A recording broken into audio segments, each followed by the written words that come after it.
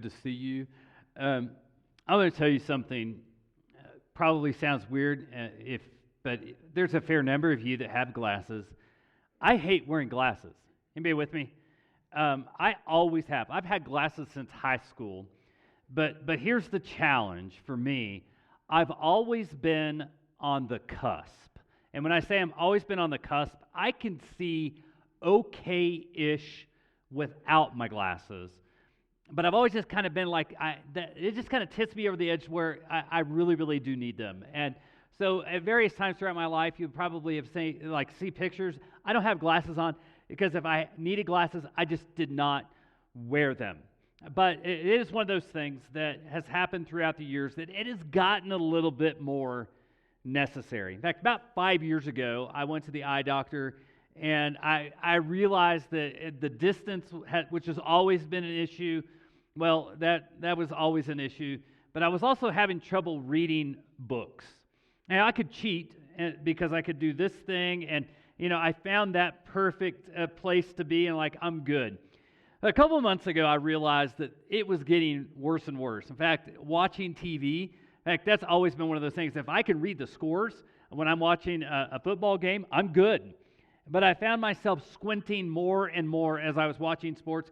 I was also finding that if I needed to find a specific street sign, I was slowing down really slow, and I was almost right up on it before I was able to read the street sign. So also could not read anything in a book. I had readers everywhere, all throughout my house, office, different things like that. And so I went to the eye doctor, and he said, yeah, you're getting at that age where you can't cheat anymore with that. And I put on, after I got my glasses, I put them on for the very first time. It was as if angels were singing and birds were chirping, the sun was shining. I was like, wow, trees actually have leaves again instead of these green clumpish things everywhere. And I could read, small print again, and it was glorious and good. See, it helped me see clearer, but I also realized when I was driving, I'm not slowing down. Oh, that's not good. I'm going to go to the next street. So it actually made life a little bit easier to have these things on my face, even though I really would rather not have them. See, we're talking about a worldview. We're actually talking about a biblical worldview. And a worldview is how you see the world. It's the lens by which you see the world, in which you make decisions and make value judgments and different things like that. And so what we want to do is give you a view of how God created the world, how He sees the world. But in doing so, we want your life to be easier. We want you to be able to walk with Jesus. So one of the challenges in our world, in the United States of America, is probably one of the hardest areas in the world because we're such a conglomerate of people. We have all of these different worldviews converging. And so I'm going to start with the biblical worldview, and I'm actually going to give you a statement. I did not write this statement, but it was a pretty good statement, that this is kind of the basis of a biblical worldview. The triune God, in other words, God in three persons, Trinity, created all and restores us by grace through faith in Jesus. That's kind of the beginning point. That's kind of sums everything up. We're going to kind of build on this over the next several weeks. But I do want to say that there are a lot of different worldviews out there. One of them is deism. Deism believes in a creator, believes that there was a God, but after He did all that He needed to do, He kind of left. And left us without direction and different things like that. There's also nihilism. And nihilism is that there is no ultimate truth. We can't really know anything. Basically, whenever I die, nihilists will just basically believe you cease to exist. There's no afterlife whatsoever. There's existentialism. Existentialism really means that we create our own truth and meaning. That's pretty old, but we see a lot of that in our world today. New Age spirituality. I had to mention this one because we live in New Mexico. All right? And so it's kind of a big thing. But New Age spirituality is kind of like you see the coexist bumper stickers. I would say that's New Age New Age worldview, or this New Age spirituality, because it's a little bit of Eastern, it's a little bit of Western, it's a little bit of Islam, a little bit of this, a little bit of this, and you just kind of put it all in the blender together, and whatever comes out, comes out. And we find that even in our world today, you find a little bit of stuff from the East, a little bit of Native American stuff, a little bit of Christianity, and it's just all kind of blended together. And there's also postmodernism. That is probably a predominant worldview in America today. Truth does not exist, and the truth that is in our culture is created by power structures to control us. But it's best to, in fact, you've maybe heard this term before, I'm just living my truth. In other words, truth is whatever I want it to be.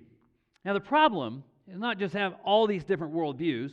It came out this last year, 37% of pastors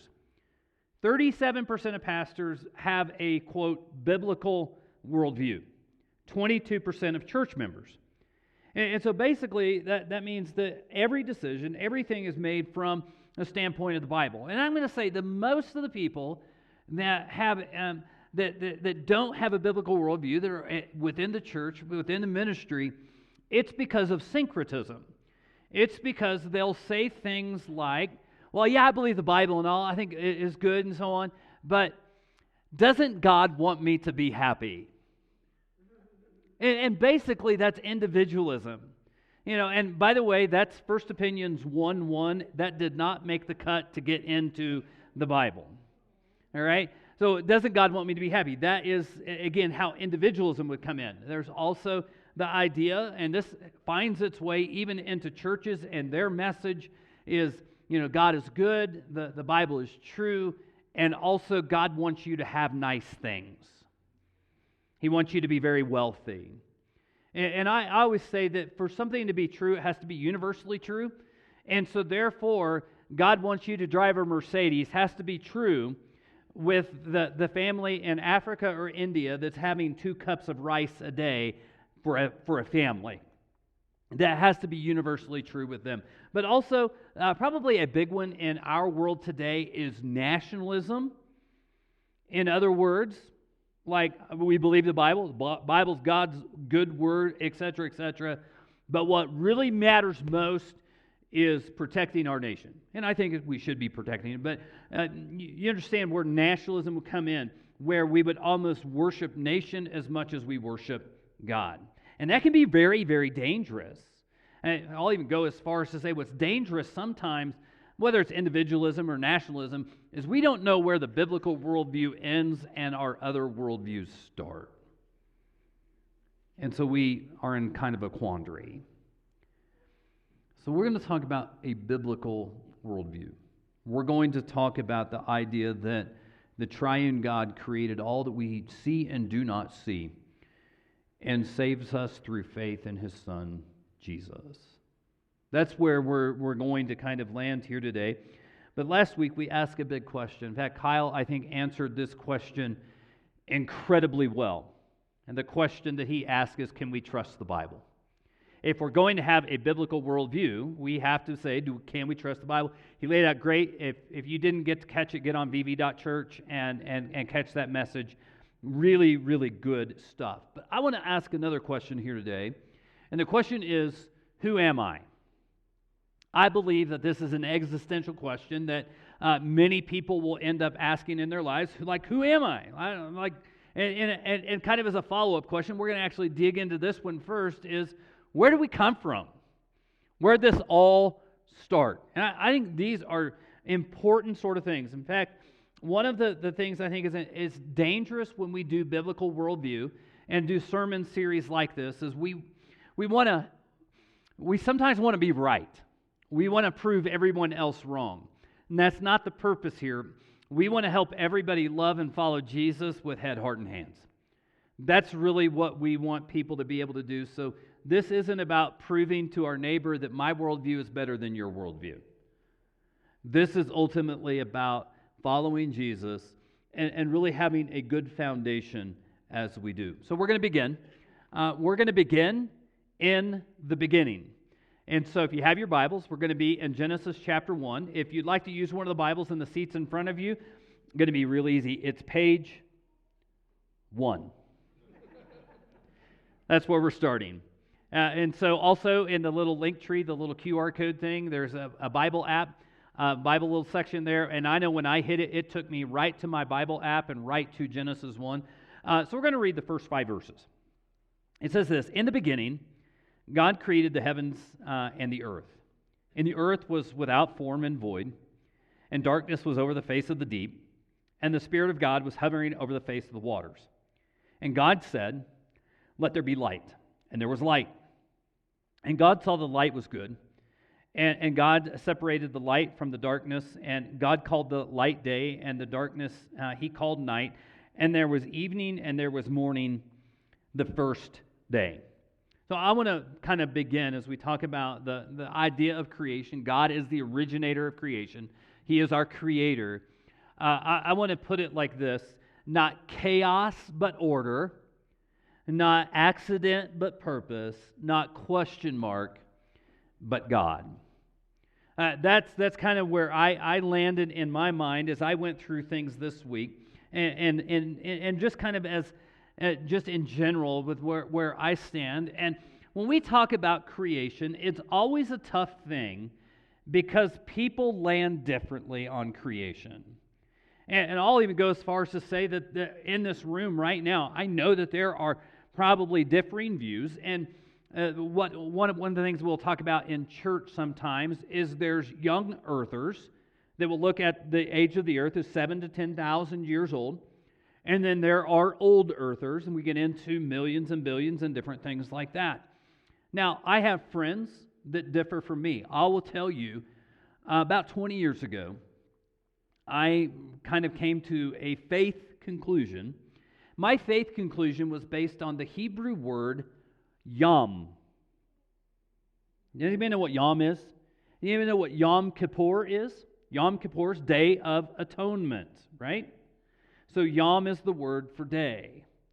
And so when it says there was evening, there was morning, day 1, I just took that to say I'm going to make a faith decision to say I am a young earther.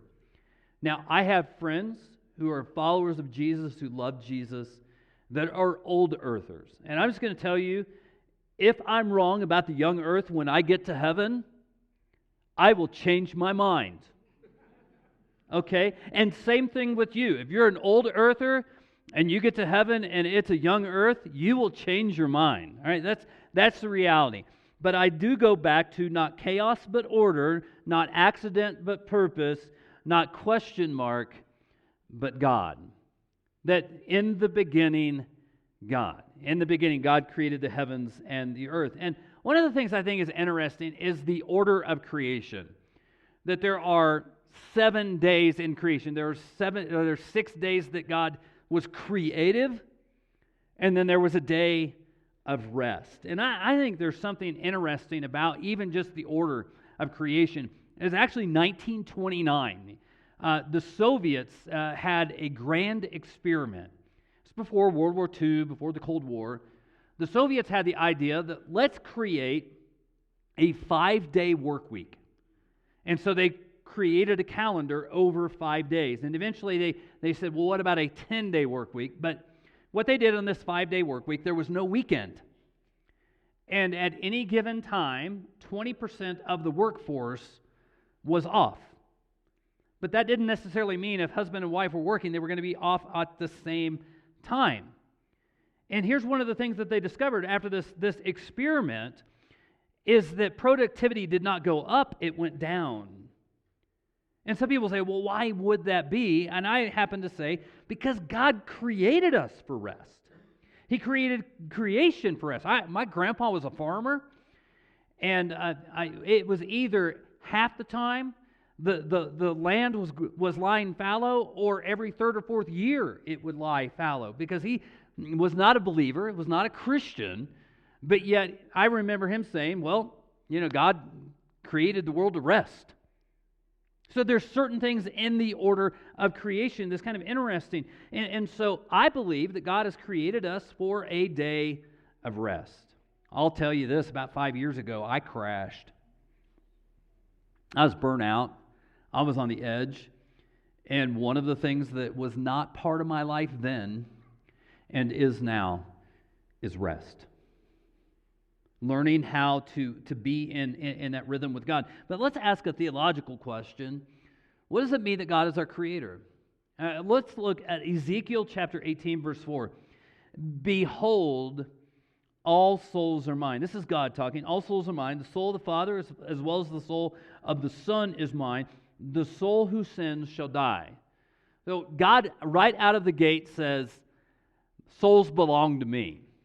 Now, you probably heard the big church word sovereignty or sovereign. It means that God owns everything, that He has authority over everything. And here's the deal. He has authority over everything because He's the creator of everything. If He's not the creator, He does not have authority. And if He doesn't have authority in this, here's something that we have to say. He doesn't have the authority to punish sin. But here's one of the things that a Bible teacher used to say when I was in Bible college.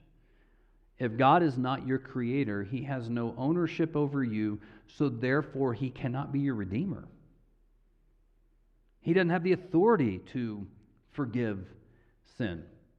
So that's a big thing about the idea of where do we come from, and why is it important to put God as the originator, the creator of all that we see and do not see. So let's now ask the question, who am I? That's a big question. And starting point is very important. Now I'm going to say something. And as I say this here today, I want to say this with compassion. I want to say this with sincerity. But in our world right now, people are either confused with who am I, or they worship it, or both. I'll even go as far as to say maybe our biggest idol today is identity. And part of the things that we find is the more boxes we can check in who we are, the better person we are. But then also, we have a voice in our culture that is saying, if you don't like who you are, you don't like your identity, make a new one. And I go back to when God says, all souls are mine. I mean, that means that my identity is wrapped up in the fact that God owns me and He created me. I love the fact that we sang Who You Say I Am this morning. One of my favorite songs to sing, because I think there's something intrinsically valuable when we understand that we are created by God. And there's actually, you may know who Lauren Daigle is. Lauren Daigle's a Christian song artist. She had a song called You Say, and it really you say I am this, you know what I'm saying? It's basically a prayer to God saying, you get to say who I am. Do you know how long that song was at number 1 on the Billboard charts? 100 weeks. You know, Bart Millard, who is the Mercy Me guy, I can only imagine, he calls that the Daigle. Everybody, she's like in a category all herself. But the fact of the matter is that it's tied to creation ought to tell us something. In fact, let's go ahead and read on in Genesis chapter 1. I want to read verses 26 through 31. Then God said, let us make man in our image after our likeness. Now, when God says, let us make man, there's a couple of opinions. One is that this is kingly language, like He's the king of creation, and so He refers to Himself in the plural form. I don't know that that's necessarily it. I think it's more that this is the triune God. This is the Trinity being expressed right here, right out of the gate in the Bible.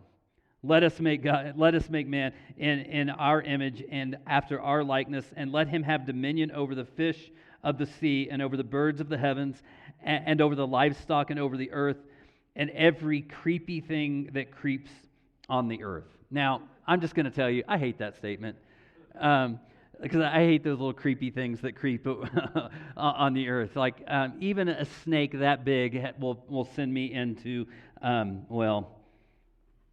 might scream.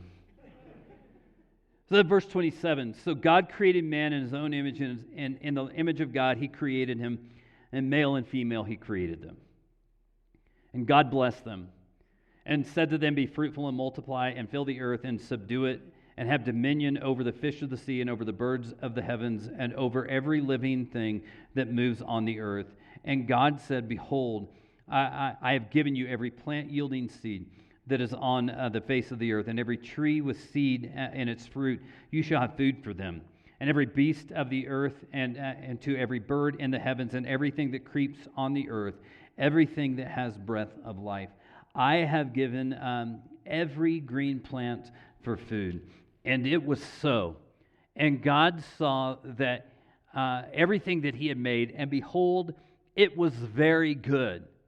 And there was evening and there was morning, the sixth day. It wasn't until man came into picture, humanity came into picture, that God then said, everything else got good, but when humanity enters the picture, this is very good. This is very good. And so I want to reiterate something, but before we do, let's look at verse 27 again. So God created man in his own image, and the image of God he created them. Male and female, he created them.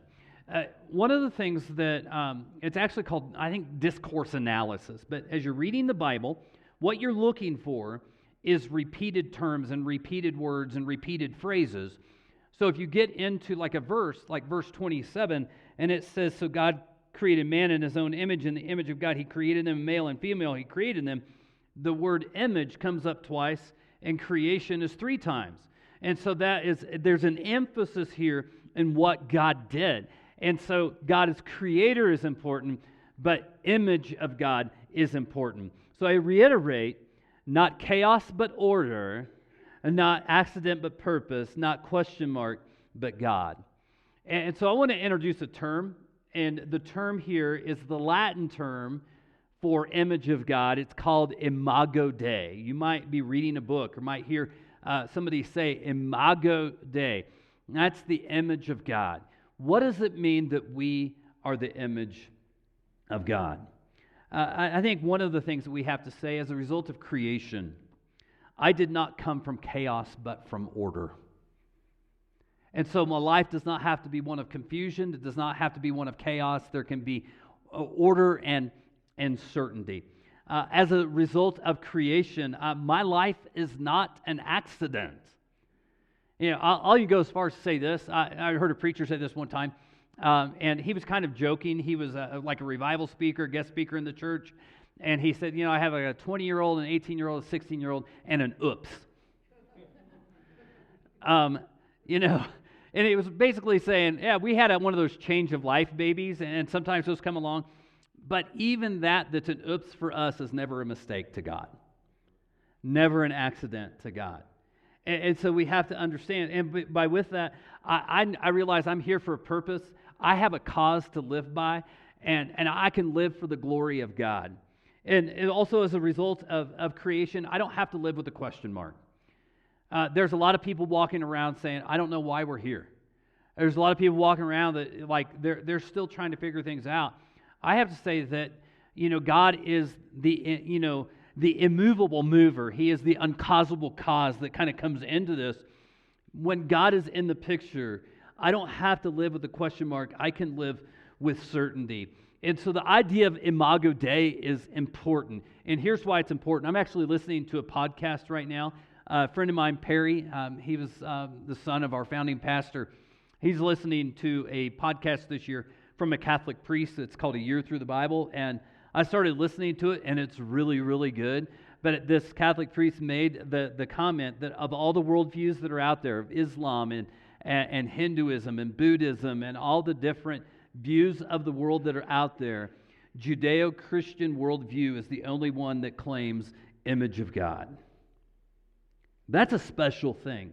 That is an amazing thing. In fact, we have to ask what separates like us as the image of God from all other created things. Psalm 8 is a great example of this. Psalm 8 is, I actually did a paper on this probably in early 1990 something in what was called Hebrew wisdom literature. Y'all remember that class? Okay, Dr. Halen and so on. I did a paper on this, but look at verse 3. When I look at your heavens, David, this is King David, when I look at your heavens, the work of your fingers, the moon and the stars, which you have set in place, what is man that you are mindful of him, and the son of man that you care for him? Yet you made him a little lower than the heavenly beings and crowned him with glory and honor. You have given him dominion over the works of your hands, and you have put all things under his feet. Think about this. I mean, David is like, he's mesmerized by creation, but yet he is amazed at where we as humanity are in the order of creation. Like where God puts us there. Like, I love living in New Mexico. I don't know that I would want to live anywhere else, at least at this point in time in my life. But here's one of the things I love about New Mexico: low humidity. I didn't grow up this way, but when I have to go back to Kansas and go see my parents in Arkansas and go back to Texas, I am dying when I'm around humidity. Like, this is the worst thing in the world.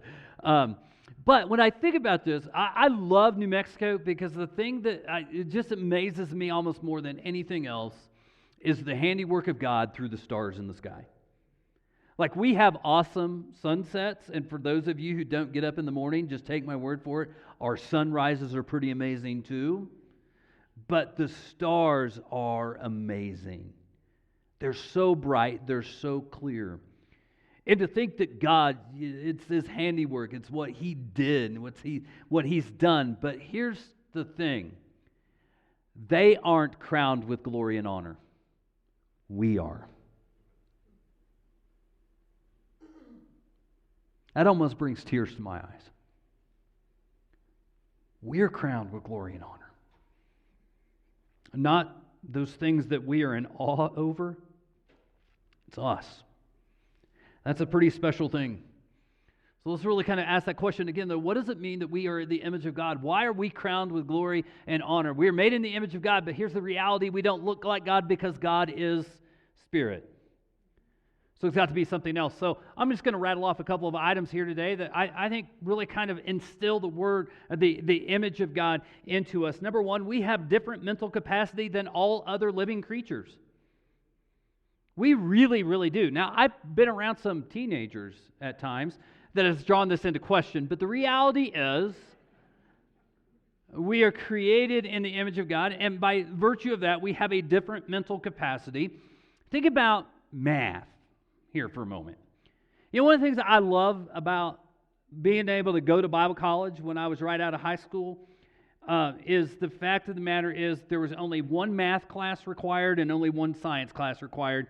A lot of theology, a lot of papers, a lot of different things like that. And it was pretty simple math. I'm good with that. But here's the thing.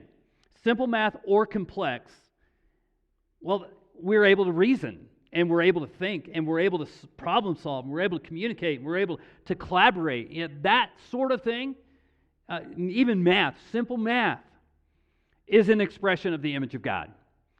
I would say most of us got here today via a vehicle.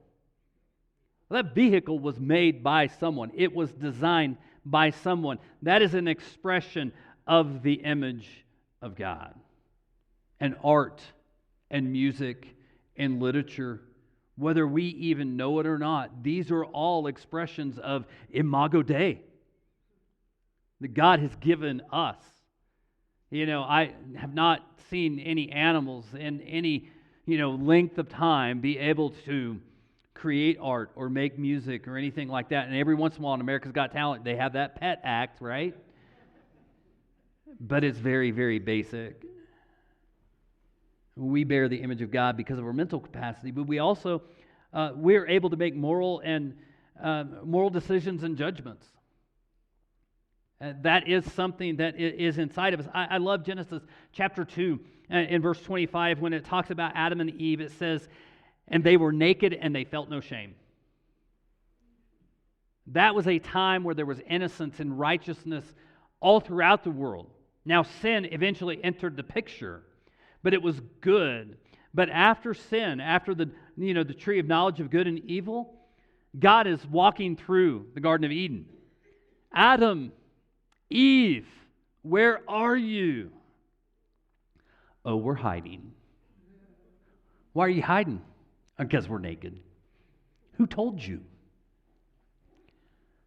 Well, there's that knowledge of good and evil that came in the picture. Even think about, how did Abel know that it was the right thing to sacrifice to God? How did Cain know that after he murdered Abel that instinctively I flee? Has anybody ever lied to you? Anybody ever lied about you? There's just something inside of us that says that's wrong. Ever heard of a horrific crime? You don't have to think about it. You just know that is wrong. Where does that come from? I love Ecclesiastes chapter 3. In Ecclesiastes chapter 3, it says, He has made everything beautiful in His time. He had just talked about for every season, there's a time. But then he goes on to say, also He has put eternity in man's heart, yet so that he cannot find out what God has done from beginning to end. There's still mystery to God. There's still things that we can't fathom or know about God. I actually had a professor that said if we knew everything that there was to know about God, and if we were able to see God, we would not be able to live. And there's going to be a time in eternity, if you're a follower of Jesus, that you will continually be in the presence of God, and you will continually know and grow in your knowledge of who He is. There's certain things beyond our minds today. However, He's still put eternity in our hearts. I saw this one time. I was talking to a gentleman. He used to come to church here before he moved away. But the first time he came to church here was the first time he had ever been inside a church. A friend invited him. And he was probably one of the first people, if not the first person I ever met, he had zero knowledge. He grew up about 90 minutes from me in western Kansas. He was actually from south central Kansas. But he's from one of those towns that you went to church at least twice a year. And so I was like, did you not go on Christmas and Easter? Because even bad people where I grew up, they went to church on Christmas and Easter. That's just what you did. And it's like, no, I grew up in a house that there was never a mention of God. There was never a mention of church. There was never even a those people are crazy sort of thing. But he said, I was working on a car and I did something stupid and didn't chain things up the way it should have been, and part of an engine fell on me. And I was lying there on the ground and I thought I was going to die, and I cried out to God for help. And he said, I don't know where that came from because I didn't believe that there was a God. Could it be that God has created eternity in our hearts? And the breath, He breathed breath into Adam. That's where that came from. Actually tells us in Romans, everything that needs to be known about God is plainly seen, even in creation. And so we find this. Why do we call something good? Why do we feel guilt? Why do we know that something is wrong? Can we just say that there's something inside of us? We want to call this a moral compass. I say God has created eternity in our hearts. But there's also this. We are social beings in need of fellowship. The only time God in creation said it's not good is when man was alone. And so whether we know it or not, when we go to a wedding and we see a couple become husband and wife, this is an expression of imago Dei. That need for fellowship, when we hang out with one another, when we share a meal with one another, when we hurt for another person and we have joy with another person, that's an expression of imago Dei. I think about this. I can't wait for probably Thursday by the time we get there, but Wednesday we're going to leave to head up to Kansas to take care of our grandkids for 8 days. Maybe too long. But we have 4 grandkids and one that actually likes me the most. So Austin is the baby. He's about 16 months old. If I'm in the room, he wants me. And so if I walk in the room, he's holding up his arms. He's walking over to me. He wants to sit in my lap. We play. We hang out. He's my buddy. That's an expression of Imago Dei. That connection with people. Something God has created inside of us. So let me just say it like this. This is our bottom line. Imago Dei gives human life greater dignity and value. We are crowned with glory and honor. What happens when you remove Imago Dei? Romans 1 actually talks about this. Romans 1, starting with verse 18, and it gives us a couple of things. Now I'll just kind of just share a few things. We exchange the truth of God for a lie. We buy into deception. Also, though, we start worshiping creation rather than the Creator. What's the messaging of our world today? The value is not in people. The value is in the planet. We can save the planet and not save people, and people will go to hell. Also, there comes a point when we remove Imago Dei that God says, you're on your own. Gives us over. And basically, I think there's a little switch that is flipped off. You know, that little thing inside that says, hey, this is wrong, goes away. And so therefore, we use the creative capacity that God has instilled inside of us to create perverted things. It's as if when we remove Imago Dei, we act as if there is no God. That's the challenge. That's the problem. And so with that, a couple of personal challenges to everybody this week. We talked about this, and we'll be doing this at least throughout this year, maybe moving forward. We want to, in every sermon, give a head challenge, heart challenge, and a hands challenge. Here's the head challenge. Read Genesis 1 and 2, as well as Psalm 8 this week. And as you do, ask the question, God, what are you teaching me about you, and what are you teaching me about me? Now, I'm also going to borrow from, my kids will be very proud of me for doing this. I want to borrow from Bob and Larry and VeggieTales. Remember what was in VeggieTales? God made you special and loves you very much. Embrace the idea that God made you special and loves you very much. David, as he was thinking about his life, said this, you made all the delicate inner parts of my body and knit me together in my mother's womb.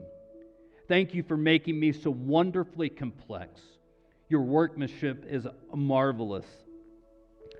How well I know it. As you watched me as I was being formed, in utter seclusion, as I was woven together in the dark of the womb. You saw me before I was born. Every day of my life was recorded in your book. Every moment was laid out before a single day passed. And finally this. Treat every person you encounter as though they bear the image of God. That God made them special and loves them very much. Will you join me in prayer?